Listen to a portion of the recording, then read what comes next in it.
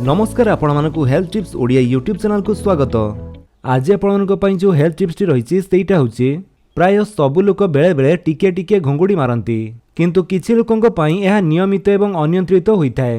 प्रायतः घुंगुड़ी मारुथिबा मनीषटी अपेक्षा पाखर सुईथिबा मनीष अधिक समस्या भोगिथाय। परवर्ती समय घुंगुड़ी मारुथिबा व्यक्ति मध्य अनेक जटिल समस्यार सम्मुखीन होई पारे। तेबे घुंगुड़ी कौन जटिल स्वास्थ्य समस्या कि कौन रही एने आज हेल्थ टिप्स चलतु देखा।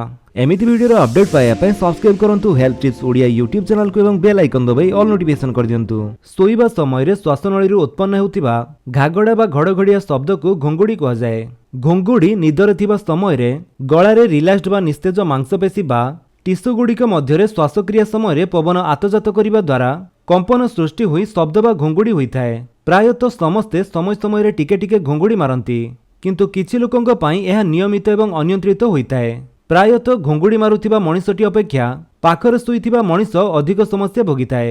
रिपोर्ट अनुसार घुंगुड़ी हेउची विश्वर घटुथिबा समस्त विवाह विच्छेदर तृतीय बृहत कारण। बयस बढ़िबा सह एही समस्या बढ़िथाय।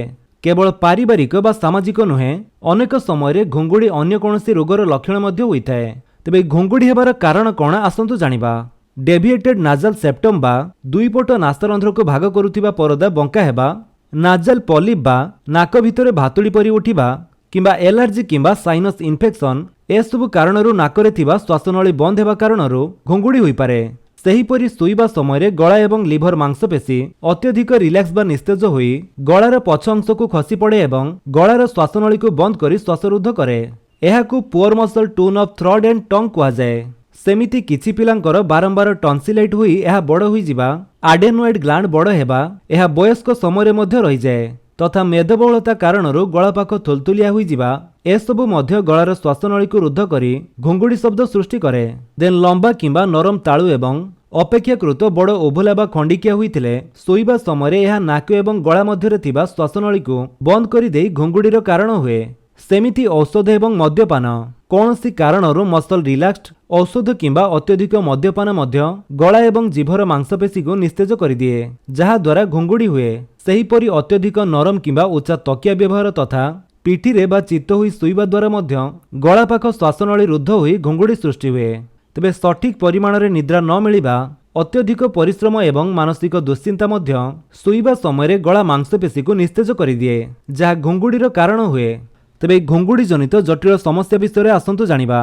प्रायतः कई घुंगुड़ी मारिबाकू पाखरे सुईथिबा मनीषर निदरे असुविधा हेबा छड़ा बेसी गुरुत्व दियंती नाही, किंतु लक्ष्य रखिबा दरकार जे यह केवल साधारण शब्द ना निद्रारे श्वासक्रिया बंद होला बळी समस्या देखा जाउची। चमकी पड़ी बारंबार निद भांगिबा अनेक थर मनीष निजे जानि पारेनी। पाखरे सुईथिबा मनीष निद्रावस्थारे समय समय श्वासक्रिया बंद हेबा लक्ष्य करिबा, पतला निद हेबा, अलसुआ एवं थका लागिबा, एकाग्रतार अभाव, सकाळे उठिले गला दरज लागिबा, मुंड व्यथा हेबा, दिनरे निद लागिबा, अनेक कार एक्सीडेंट मध्य एही कारणरू होइथाय। उच्च रक्तचाप, मानसिक दुश्चिंता, मानसिक अवसाद, रातिरे छातीरे जंत्रणा हेबा, हृदघात, सेमिति छोट पिलांक मध्यरे एकाग्रता अभाव, चिड़चिड़ा हेबा, पाठपढ़ा एवं परीक्षारे खराब प्रदर्शन। तेबे घुंगुड़ीर कारण एवं निरूपण विषय आसंतु जानिबा।